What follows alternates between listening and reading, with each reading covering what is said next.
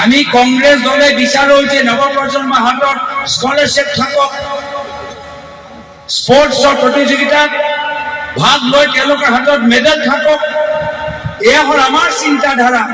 কিন্তু মুখ্যমন্ত্ৰী হিমন্ত বিশ্ব শৰ্মা ডাঙৰীয়া কাৰ্যকালত এতিয়া যুৱকৰ হাতত মদৰ বটল, বন্দুক বা ক'ৰবাত ড্ৰাগছ সোমাই গৈছে, এনেকুৱা এটা পৰিস্থিতি। কিন্তু দুখ লাগে কি ইমানবোৰ অন্যায় আৰু অত্যাচাৰ মুখ্যমন্ত্ৰী হিমন্ত বিশ্ব শৰ্মা ডাঙৰীয়া কৰি আছে, কিন্তু বিকিয়াৰ অঞ্চলত দুটা আঞ্চলিক দল আজি তাৰিখত নিৰ্মাণ। মই জানিবলৈ বিচাৰো যে কিয় UPPL নিৰ্মাণ হৈ আছে, কিয় BPF দল নিৰ্মাণ হৈ আছে, কি কাৰণত ভয় কৰে মুখ্যমন্ত্ৰী হিমন্ত বিশ্ব শৰ্মা ডাঙৰীয়া।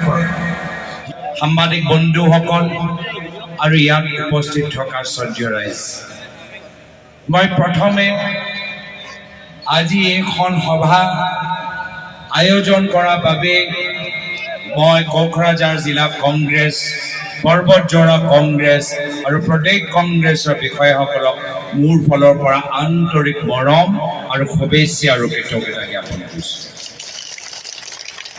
নিৰ্বাচনী সভা আয়োজন কৰা ইমান সহজ নহয়, কিন্তু নিৰ্বাচনী সভা তেতিয়াহে সফল হয় যেতিয়া জনসাধাৰণৰ সমৰ্থন থাকে।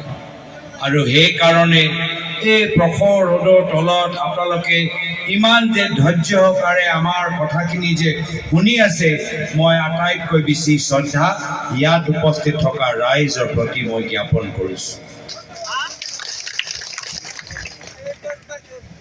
বৰ্তমান সময়ত ভাদ মাহ, অলপ দিনৰ পিছত কৰম পূজা, আগন্তুক মাহত দুৰ্গা পূজা, কালী পূজা।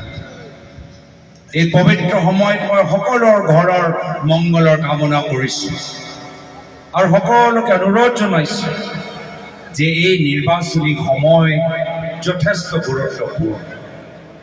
এটা ভোট বহুত মূল্যৱান। এটা ভোট ব্যৰ্থ যে নহয়, তাৰ বাবে আপোনালোকৰ মাজত আমি কিছু কথা পাতিবলৈ আহিছোঁ। আজি আপোনালোকৰ সন্মুখত বিভিন্ন ৰাজনৈতিক দল আহিবই, বিজেপি দল, BPF দল, UPPL দল আৰু কংগ্ৰেছ দল। কেন্দ্ৰত কাৰ চৰকাৰ? বিজেপি চৰকাৰ। ৰাজ্যত কাৰ চৰকাৰ? বিজেপি চৰকাৰ। কাউন্সিল কোনে চলাই আছে? কাউন্সিলৰ ভিতৰতো বিজেপি আৰু UPPL আছে। তেওঁলোকে যোৱা 10টা বছৰৰ পৰা শাসন চলাই আছে। যোৱা 10টা বছৰ ক্ষমতা তেওঁলোকৰ হাতত আছে। এতিয়া আপোনালোকে ভাবি চাওক, যোৱা 10টা বছৰত তেওঁলোকে দুখীয়া মানুহৰ কাৰণে কি কৰিব পাৰিব। আজি এই প্ৰখৰ ৰ'দৰ তলত প্ৰথমতে আমাক পানী খোৱা, বহুতো পানী খাবলৈ আজি বটল বিচাৰি আছে। কিন্তু আজি আপোনালোকে নিজেই জানে, মোতকৈ বেছি ভালদৰে জানে যে আজি এই পানী যোগান আঁচনি, জল জীৱন আঁচনি অসমৰ ভিতৰত আটাইতকৈ কলংকিত আছে। মাত্ৰ পাইপ আছে কিন্তু পানী নাই। এয়া হ'ল বৰ্তমানৰ অৱস্থা। আৰু যেতিয়া এই ধৰণৰ কেলেংকাৰী কথা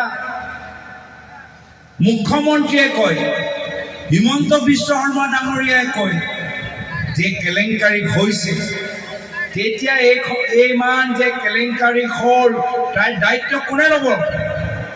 তাইৰ দায়িত্ব মুখ্যমন্ত্ৰী ল'ব লাগিব, বিজেপিয়ে ল'ব লাগিব। তেওঁলোকৰ চৰকাৰ ৰাজ্যত, তেওঁলোকৰ চৰকাৰ কেন্দ্ৰত, আৰু কেলেংকাৰী দায়িত্ব তেওঁলোকে ল'বলৈ নিবিচাৰে। কিয়? যদি আজি অৰুণোদয় আঁচনিৰ নামত, যদি PMAY ঘৰৰ নামত যদি পইচা দিবলৈ আছে, তেতিয়াহ'লে বৰ্তমান চৰকাৰ কিয় নিমাত আছে? কিন্তু যেতিয়া স্থানীয় ৰাইজে এই ধৰণৰ প্ৰশ্ন চৰকাৰৰ পৰা সোধে, চৰকাৰৰ উত্তৰ হ'ল ৰাইজৰ মাজত সংঘাত সৃষ্টি কৰা। ৰাইজৰ মাজত ভয় সৃষ্টি কৰা, ৰাইজক ভাবুক কৰি দিয়া, পুলিচ পঠাই ৰাইজক মাৰা পিটা, এয়া হৈছে তেওঁলোকৰ উত্তৰ, এয়া হৈছে তেওঁলোকৰ আদৰ্শ। আমি দেখিলো সেইদিনা গোলকগঞ্জত আমাৰ জনগোষ্ঠীৰ দাবীৰ নামত কোচ ৰাজবংশীসকল ওলাই আহিল। কিয়?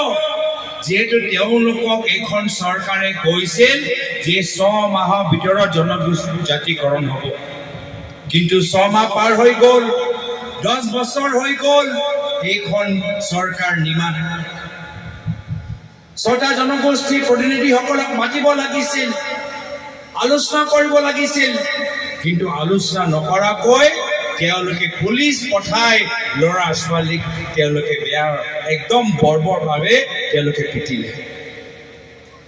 আজি মানুহবোৰ ভয় কৰা নাই মুখ্যমন্ত্ৰীৰ পৰা। যদি মুখ্যমন্ত্ৰীয়ে হিমন্ত বিশ্ব শৰ্মা ডাঙৰীয়া ভাবে যে অসমৰ ৰাইজে তেওঁৰ পৰা ভয় কৰে, এই মঞ্চৰ পৰা আমি তেওঁলোকক জনাবলৈ বিচাৰো যে অসমৰ জনসাধাৰণৰ লগত আজি কংগ্ৰেছ দল থিয় হৈ আছে। কোনো পৰ্যায়ে হিমন্ত বিশ্ব শৰ্মা ডাঙৰীয়াক ভয় কৰিব নালাগে। আৰু সেইটোৱে আমি দেখিছো উজনি অসমত মৰাণ জনগোষ্ঠী তিনিচুকীয়াত ওলাই আহিছে, ৰাস্তাত জনজাতি দাবীৰ নামত আজি ওলাই আহিছে, কিন্তু তেখেতৰ লগত আলোচনা কৰা কোনো সাহস আজি তাৰিখত মুখ্যমন্ত্ৰীৰ ওচৰত নাই। মুখ্যমন্ত্ৰী মাত্ৰ এটাই কথা জানে যে কেনেদৰে আপোনালোকৰ মাজত সংঘাত লগাইছে। আজি আমি ৰকিবুল হুছেইন ডাঙৰীয়া আৰু মই পাতি আছো যে এটা সময়ত এই বিটিআৰ অঞ্চলত কিমান অশান্তি, কিমান হিংসা আছিল। মানুহবোৰ সন্ধিয়া ঘৰৰ পৰা ওলাই যাওঁতে ভয় কৰিছিল, কিন্তু 2001 চনত কংগ্ৰেছৰ চৰকাৰ আহিল, প্ৰয়াত তৰুণ গগৈদেৱৰ চৰকাৰ আহিল, আৰু এটা পিছত এটা প্ৰয়াত তৰুণ গগৈদেৱ কংগ্ৰেছ চৰকাৰে বিভিন্ন সংগঠনৰ লগত চুক্তি কৰিলে। চুক্তি কৰি বিটিআৰ অঞ্চলত শান্তি আনিলে, বিটিআৰ গঠন হ'ল, এনডিএফবিৰ লগত চুক্তি হ'ল। বিভিন্ন মানুহবোৰে বন্দুকৰ ৰাস্তা এৰি আমাৰ মেইন ষ্ট্ৰীম ৰাজনীতিত ভৰি দিলে। উন্নয়নৰ কামবোৰ আৰম্ভ হ'ল কংগ্ৰেছৰ দিনত। ল'ৰা ছোৱালী আজি দেখা পাইছো, মই ল'ৰা ছোৱালী ক'বলৈ বিচাৰো আজি কম্পিউটাৰ যুগ, AI যুগ। আমাৰ দিনতে কংগ্ৰেছ চৰকাৰ সময়ত মেট্ৰিক পৰীক্ষাত ফাৰ্ষ্ট ডিভিজন পোৱা ল'ৰা ছোৱালীবোৰ বিনামূলীয় কম্পিউটাৰ কংগ্ৰেছৰ পৰা পাইছে। এয়া আছিলে আমাৰ চিন্তাধাৰা যে কেনেদৰে নৱপ্ৰজন্মৰ মাজত আমি শিক্ষা পোহৰ লৈ যাব পাৰো। মহিলাসকল আজি দেখা পাইছো, মহিলাসকলৰ বাবে কংগ্ৰেছ চৰকাৰে কিমানবোৰ আঁচনি ওলালে। মাজনী, মামনি, বাইদেউ, নৌবৌ, আশা কৰ্মী, 108। কিয়? যিহেতু চিকিৎসাৰ ওপৰত আমাৰ কংগ্ৰেছ চৰকাৰে জোৰ দিছে। এগৰাকী মহিলা যেতিয়া সুস্থ থাকে তেতিয়া ঘৰখনৰ অৱস্থা ভাল হৈ থাকে, কিন্তু যদি এগৰাকী মহিলা অসুস্থ তেতিয়া ঘৰখন কোনে চম্ভালিব? এইবোৰ চিন্তা আমাৰ দিনত কংগ্ৰেছে কৰিছিল। কিন্তু আজিৰ তাৰিখত য'ত কংগ্ৰেছে ল'ৰা ছোৱালীৰ হাতত কম্পিউটাৰ লেপটপ দিছিল, মুখ্যমন্ত্ৰী হিমন্ত বিশ্ব শৰ্মা ডাঙৰীয়া ল'ৰা ছোৱালীৰ হাতত বন্দুক দিবলৈ বিচাৰিছে। আৰ্মছ লাইচেন্স দি মানুহৰ মাজত বন্দুক বিতৰণ কৰিবলৈ বিচাৰিছে। গাঁৱৰ ভিতৰত খবৰ লওক, এটা সময়ত তেওঁ শিক্ষামন্ত্ৰী আছিল। শিক্ষাৰ কি অৱস্থা গাঁৱৰ ভিতৰত? আজি তাৰিখত গাঁৱৰ ভিতৰত চৰকাৰী স্কুল বন্ধ কৰা গৈছে, মদৰ দোকান খোলা গৈছে। এয়া হৈছে বৰ্তমানৰ অৱস্থা। আমি কংগ্ৰেছ দলে বিচাৰো যে নৱপ্ৰজন্মৰ হাতত স্কলাৰশ্বিপ থাকক, স্পৰ্টছৰ প্ৰতিযোগিতাত ভাগ লৈ তেওঁলোকৰ হাতত মেডেল থাকক। এয়া হ'ল আমাৰ চিন্তাধাৰা। কিন্তু মুখ্যমন্ত্ৰী হিমন্ত বিশ্ব শৰ্মা ডাঙৰীয়া কাৰ্যকালত এতিয়া যুৱকৰ হাতত মদৰ বটল, বন্দুক বা ক'ৰবাত ড্ৰাগছ সোমাই গৈছে, এনেকুৱা এটা পৰিস্থিতি। কিন্তু দুখ লাগে কি ইমানবোৰ অন্যায় আৰু অত্যাচাৰ মুখ্যমন্ত্ৰী হিমন্ত বিশ্ব শৰ্মা ডাঙৰীয়া কৰি আছে। কিন্তু বিটিআৰ অঞ্চলত দুটা আঞ্চলিক দল আজি তাৰিখত নিমাত। মই জানিবলৈ বিচাৰো যে কিয় UPPL নিমাত হৈ আছে, কিয় BPF দল নিমাত হৈ আছে, কি কাৰণত ভয় কৰে মুখ্যমন্ত্ৰী হিমন্ত বিশ্ব শৰ্মা ডাঙৰীয়া কৰে। হিমন্ত বিশ্ব শৰ্মা ডাঙৰীয়াৰ বিৰুদ্ধে এটা কথা কোৱা তেওঁলোকৰ সাহস আজি তাৰিখত মই দেখা পোৱা নাই। কিয়?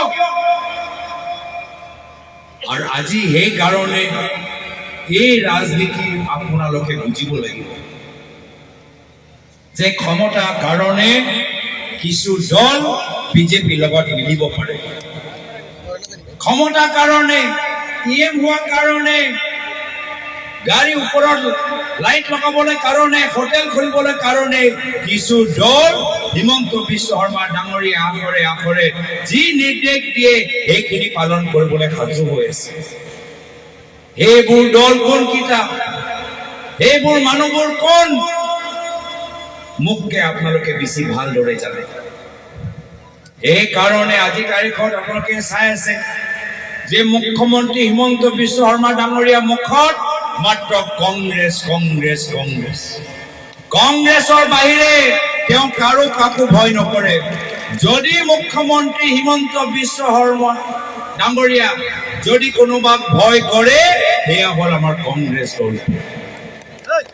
আৰু সেই কাৰণে আপোনালোকক অনুৰোধ জনাইছো কি যদি আপোনালোকে নিজৰ ভৱিষ্যত নিৰাপত্তা বিচাৰে, যদি শান্তি বিচাৰে, যদি সম্প্ৰীতি বিচাৰে, তেতিয়া আপোনালোকৰ সন্মুখত এটাহে বিকল্প, ভাৰতীয় কংগ্ৰেছ দল। আৰু কংগ্ৰেছ দল এইবাৰ কি মূল মন্ত্ৰ লৈছে?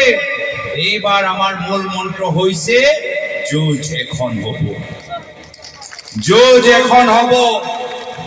আৰু সেই একে মূল মন্ত্ৰ লৈ আজি BTR নিৰ্বাচনত প্ৰতিটো সমষ্টিত আমি প্ৰাৰ্থী দিবলৈ আগবাঢ়ি গৈছো। যুঁজ এখন হ'ব, কিন্তু এইবাৰ যুঁজ অসমৰ জনসাধাৰণে আজি তেওঁলোকে যুঁজিব।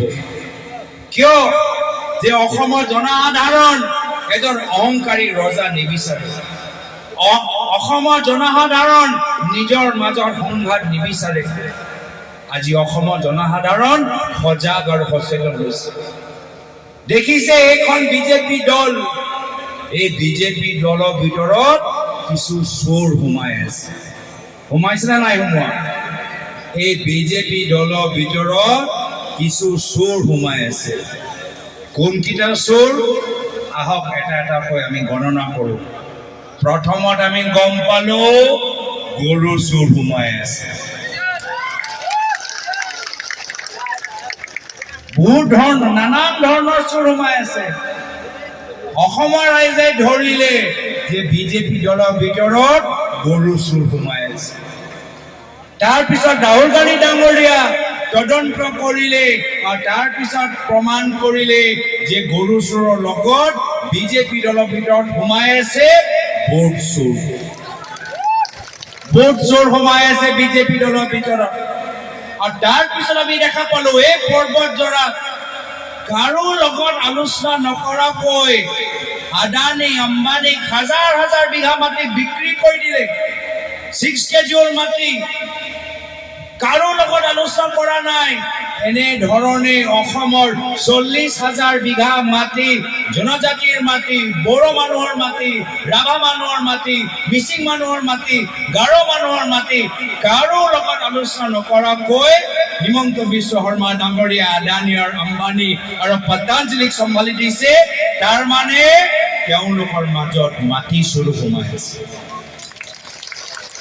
চকু দিব কোনদিনা হিমন্ত বিশ্ব শৰ্মা ডাঙৰীয়া আপোনাৰ মাটি লৈ যায়, চুৰ কৰি লৈ যায়, আপোনালোকে গম নাপাব। সেইকাৰণে কংগ্ৰেছ দল আহিছে পহৰা দিবলৈ। আৰু যেতিয়া কংগ্ৰেছ দল শক্তিশালী হ'ব, আমি চাওঁ যে হিমন্ত বিশ্ব শৰ্মা ডাঙৰীয়া অসমৰ জনজাতি বড়ো ৰাভা মানুহৰ মাটি কেনেদৰে চুৰি কৰি লৈ যায় আমি চাম। আকৌ সেইদিনা মই ভাবিলো এইখিনিয়ে আছে, নাই আকৌ বেলেগ আৰু চোৰ আছে। কি চোৰ গম পালো সেইদিনা? যে কেন্দ্ৰৰ চৰকাৰৰ এটা আঁচনি আছিলে 10 লাখ টকাৰ কাৰণে। এই 10 লাখ টকাৰ আঁচনি অসমৰ দুখীয়া ৰাইজে পাব লাগে, অসমৰ দুখীয়া ৰাইজে পোৱা নাই, এগৰাকী মন্ত্ৰী পৰিবাৰে লৈ গুচি গ'ল। কেন্দ্ৰৰ চৰকাৰৰ আৰু এটা আঁচনি আছিলে 10 কোটি আঁচনি, সেই 10 কোটি আঁচনিও এজন বিজেপি নেতাৰ ঘৈণীয়েকে লৈ গুচি গ'ল। তো এইবোৰ আঁচনি যে আপোনালোকৰ আঁচনি, দুখীয়া মানুহৰ আঁচনি, এতিয়া আমি নতুন চোৰ আমি দেখা পালো বিজেপি দলৰ ভিতৰত, এয়া হ'ল আঁচনি চোৰ। তো গৰু চোৰ, বুট চোৰ, মাটি চোৰ, আঁচনি চোৰ। আকৌ আমাৰ আলমদাৰ ডাঙৰীয়াও কিবা শিকাই আছে, কয়লা চলাও কিবা হৈ আছে নেকি ইয়াত, কয়লা, গৰু, বালি, পাথৰ এইবোৰতো অলপ সোমাই আছে, নাজানো দেই, পিছত গৈ ধৰিম আমি কিন্তু ধৰিম। শ্ৰদ্ধা ৰাইজ, আপোনালোকক এটাই কথা কলো যে আমি ৰাজনীতি প্ৰায়ত তৰুণ গগৈদেৱৰ পৰা শিকি আহিছো। আমি ৰাজনীতি সিন্ডিকেট চলাবলৈ অহা নাই, আমি ৰাজনীতি বাগান খুলিবলৈ কৰা নাই, আমি ৰাজনীতি ৰিজৰ্ট খুলিবলৈ কৰা নাই, আমি ৰাজনীতি আদানী আম্বানীক সহায় কৰিবলৈ কৰা নাই, আমি ৰাজনীতি কৰিছো অসমৰ দুখীয়া ৰাইজক সেৱা কৰিবলৈ সহায় কৰিছো। এইকাৰণে আগন্তুক দিনত মানুহবোৰে গম পাই গৈছে, ইতিমধ্যে সিদ্ধান্ত লোৱা গৈছে যে অহা বছৰ বিধানসভা নিৰ্বাচন বিজেপিক বিদায় দিম, কংগ্ৰেছৰ নেতৃত্বৰ চৰকাৰ গঠন হ'ব। আপোনালোকে অলপ অশান্তিত আছে মই জানো, কিন্তু আৰু বেছি দিন ৰ'ব নালাগে, মাত্ৰ 7 মাহ ৰওক, সমগ্ৰ অসমত এটা পৰিৱৰ্তনৰ ঢৌ চলিব, কংগ্ৰেছৰ নেতৃত্বৰ চৰকাৰ আহিব, আপোনালোকৰ জীৱনত শান্তি সম্প্ৰীতি ঘূৰি আহিব, আপোনালোকৰ মুখখনৰ কাহিনীটো ঘূৰি আহিব। এইকাৰণে আজি তাৰিখত মুখ্যমন্ত্ৰী চেহেৰাটো দেখিছেনে? অলপ ভাল নাই লগা যেন লাগিছে, হয়নে নহয়? অলপ কথাবোৰ শুনিবচোন। আজিকালি নাচ চাইও বেয়া পাইছে, কোনোবা নাচিলেও তেওঁ আপত্তি। আমাৰ কংগ্ৰেছ মঞ্চত কোনোবা নাচিলেও তেওঁ আজি ইমান আপত্তি হৈছে। ইমাননো আপত্তি কিয় কৰিব লাগে? আৰামছে থাককচোন, আৰামত থাকক, আৰামত থাকক, বিপি হাই হৈ যাব, আৰামত থাকক।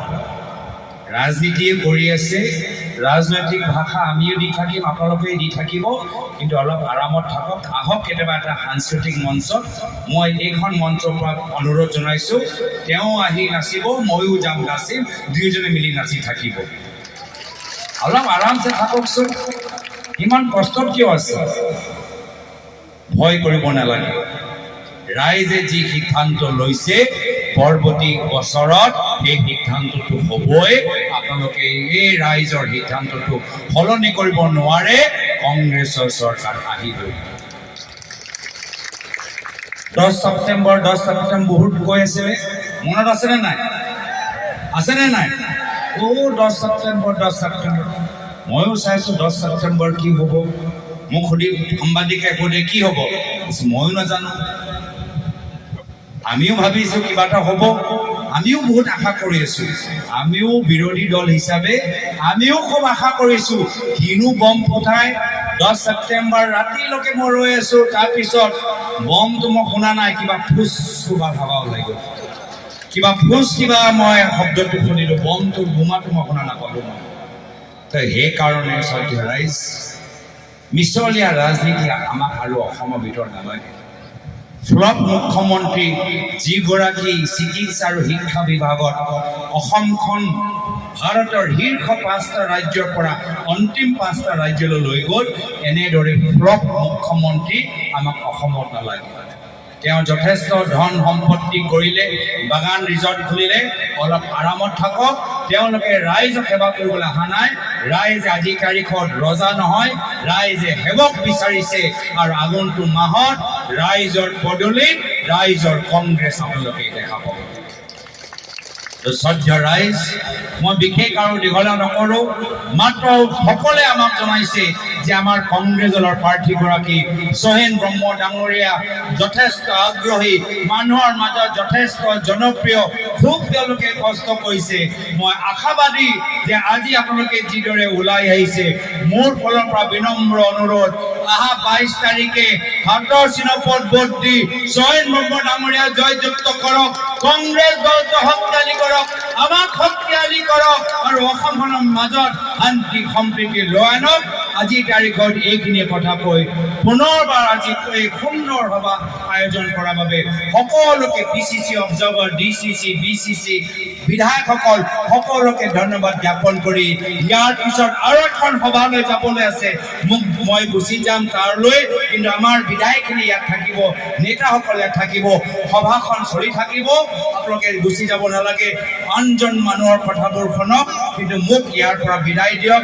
এইখিনিয়ে কথা কৈ মই ইয়াতে নিজৰ সময় দিয়াৰ সামৰিছো। ধন্যবাদ। জয় হিন্দ, জয় আয়ক।